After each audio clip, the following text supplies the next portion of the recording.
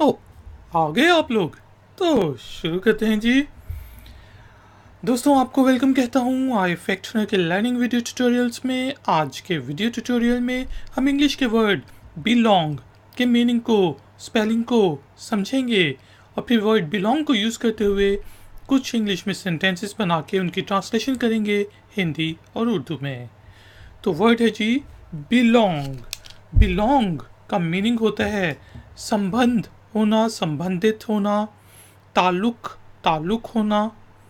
जिस तरह मैं कह सकता हूँ कि मैं इस सोसाइटी से बिलोंग करता हूँ, मैं उस जगह से बिलोंग करता हूँ, या फिर I belong to our respectable family, कि मैं एक बाइज़्ज़त ख़ानदान से ताल्लुक़ रखता हूँ, मैं एक अच्छे परिवार से संबंधित हूँ। तो दोस्तों, अगर वीडियो पसंद आई है तो प्लीज़ लाइक और शेयर ज़रूर करें, चैनल को सब्सक्राइब करें। मिलेंगे एक और नए ट्यूटोरियल में। Until then, take care, keep learning, keep enjoying, good day. तो फिर पहन लो एनक।